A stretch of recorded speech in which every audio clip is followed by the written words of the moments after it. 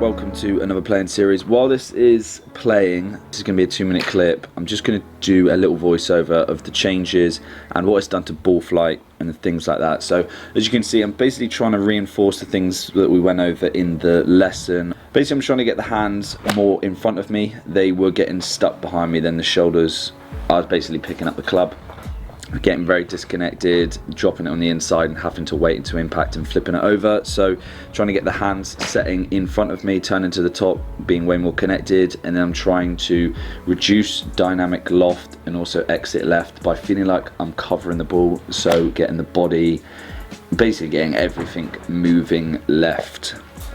Now I can make this move because the club's in front of me, and it feels like that big push, the big right big slice that was in there is not really going to come into play at all. So feeling a lot more positive. I know it's been a very short period of time since I actually made the change, but it's feeling a lot better already. Now this is producing a ball flight which is left to right, as you could imagine. Now it's not as big a fade as you would think. Now I've because I'm feeling like I'm covering it and I'm exiting left, that's actually reduced my angle of attack from a pretty level angle of attack with a 7-iron, which was about -2, to about -5/-6. So you have to actually exit left for the club path to be closer to target if you're doing that. So yeah, the ball flight it's producing is a little fade. Now, tell me what you think in the comments below. Do you play with a ball flight? Do you hit a draw? Do you hit a fade? Do you try and hit it both ways? Now, there's golfers that do different things. For me, at the moment, I'm kind of thinking that it's going to be more beneficial for me to try and hit one stock ball flight. Now, my ball speed with driver is still around, oh, to be honest, my ball speed's actually increased with a feel that I'm exiting left. My club head speed's gone up when I'm trying to do that. Now it's always done that in the past. The ball flight is coming out lower, it's literally come out like a bullet with driver, so like a little slidey cut. Now there's golfers that do stick with that one shape. I know Brooks Koepka, who's doing pretty well in the USPGA at the moment, he hits mostly that fade. I know he'll probably hit a few draws, and that may be just because he's turned one over accidentally, but from what I've seen from him, he pretty much sticks to that fade. We've got pretty similar ball speeds, around 185, and I mean it's working for him. So what are your thoughts on that? I'm kind of veering towards hitting a cut just because it's controllable for me, liking the ball flight that I'm getting. So let me know what you think. I'm going to let you get on with the rest of the video, so enjoy this one.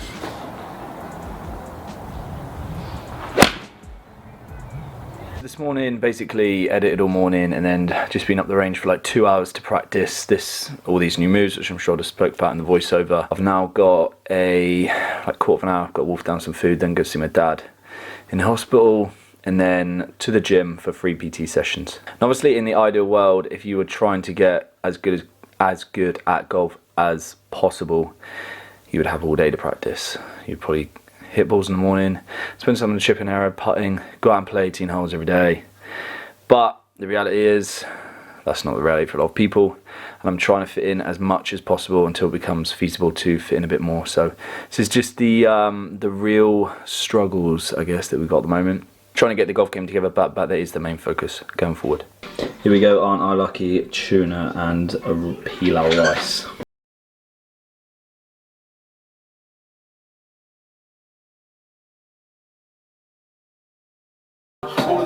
Hey, can we talk it out? Here, you bastard. son. Basically, what's the plan? Do you still fancy practicing? Yeah, I'm going up now actually. I'm going up Exminster. What, are you going up the range now? Yeah. Yeah, Exminster. Yeah. Yeah! Are you coming, yeah? Yeah. Yeah, I'll get my shit together. I'm just going to have a quick bite to eat and then I'll come up. I'll be up there at 1. Alright, see you there. See you there. Plan of today is to get into town, I need some trainers and drop in some money, and then going straight to Exmouth's driving range. When I get back, I'm going to talk about exactly what tournaments I'm competing in. Oh my god, the cat's here again.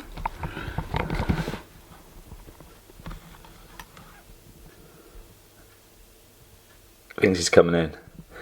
Every day he does this.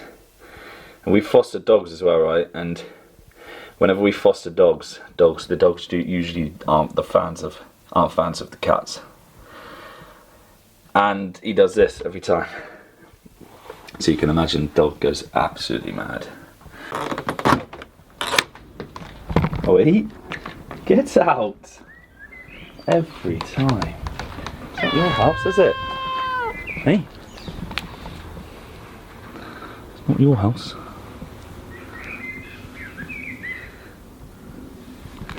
Oh, trying to sneak down the back. Cheeky. Get out. See you later. Bye. Bye. See ya. He's under my car now. Get off my land. Get out of here, bastard. Bye. See ya. What the fuck? So I really couldn't find anything in town, so gonna look online later. Just catching up with the USPJ. Hopefully I upload this before. Currently watching the Sky Sports YouTube coverage. Oh, don't be weird. Just do it normal. Just. No, what's up, guys? How you doing? Good day, good day. How's your practice going, mate? Wow, you want to see a few shots? I made it. Tried it. Golf ball. Come on. Well, the main thing we've got to remember, obviously, whilst hitting a golf shot, I'll just hit keeping our it, mate. dynamic angle of address. Dynamic angle of address. Meanwhile, on the way back, keeping that 180 degrees bend in the left elbow whilst maintaining maximum attack angle. So we just focus on that for the minute, but no swing talks. Wow, that's right. 150. They don't know where that is, to be fair. Great shot. It's only gone 30 yards right to the 150. Watch how long I hold my finish for.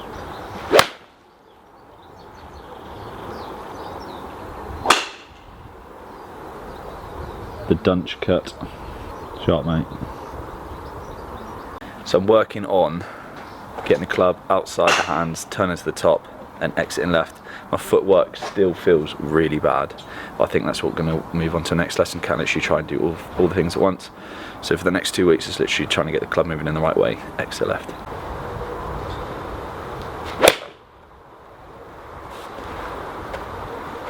Strike.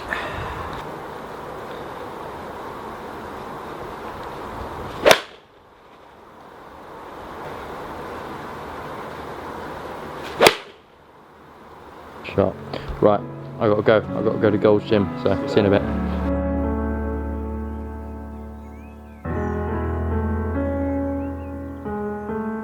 So I've hit a few hundred balls. Club is definitely going in a better direction. When I exit left though, my left foot literally just like flails out, but I think what we're going to do is probably work on footwork in future lessons. I'm trying to focus on a couple things at a time, and then obviously just keep adding things in as we go. And I'm going to have to get more like positive footwork because it's like dancing, a bit weird.